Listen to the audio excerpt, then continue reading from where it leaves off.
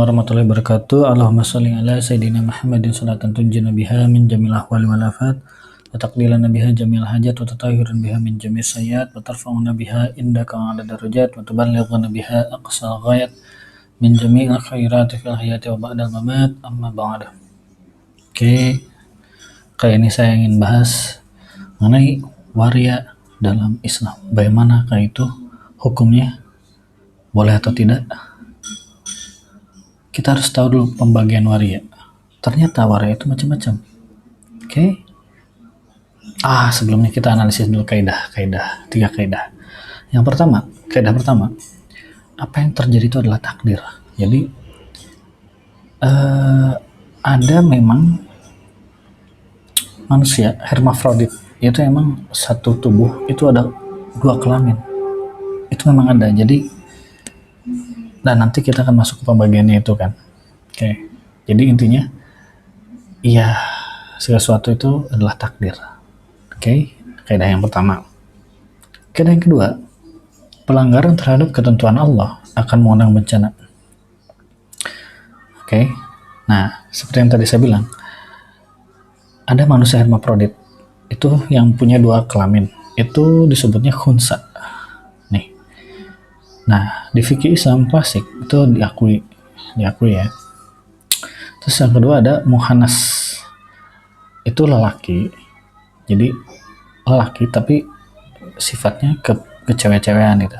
Nah, ini mungkin yang apa ya? Ini tuh ada dua tipe muhannas ini. Yaitu tipenya ada yang dia punya syahwat terhadap wanita dan ada yang tidak punya syahwat terhadap wanita. Nah, yang tidak punya syahwat ini itu boleh bergaul dengan wanita. Bahkan mazhab Hambali menyamakan statusnya seperti mahram. Atau kategorinya itu adalah ghairu nih. Misalnya ya, ghairu lil irbah, atau laki yang tak punya syahwat terhadap wanita.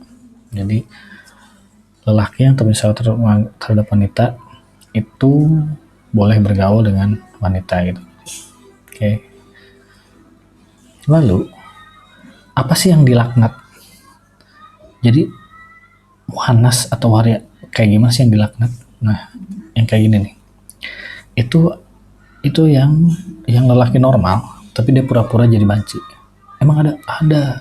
Ternyata ada lelaki normal itu pura-pura jadi banci karena misalnya faktor ekonomi misalnya. Macam-macam. Dia sebenarnya laki tapi dia pura-pura aja jadi banci. Nah, itu dilaknat. Itu dilarang.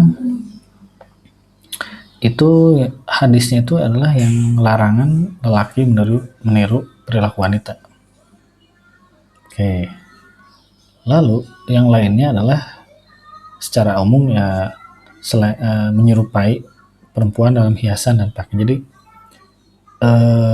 memang dalam diri si waria itu ada keinginan menjadi cewek gitu, tapi di Islam itu jangan khususnya bagi yang kelaminnya laki-laki itu jangan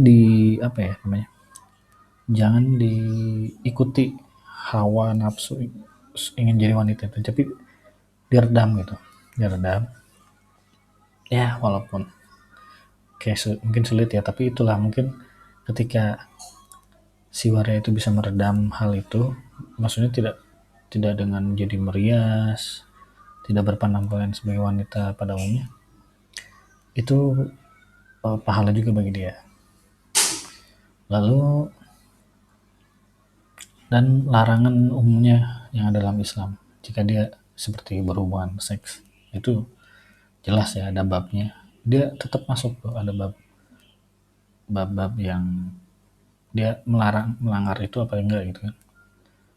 Yang maksudnya sisanya ya sesuai lah dengan hal yang lain. Kalau misalnya dia melanggar zina ya dia masuk ke bab zina dan lain sebagainya. Oke, jadi itu ya. Jadi intinya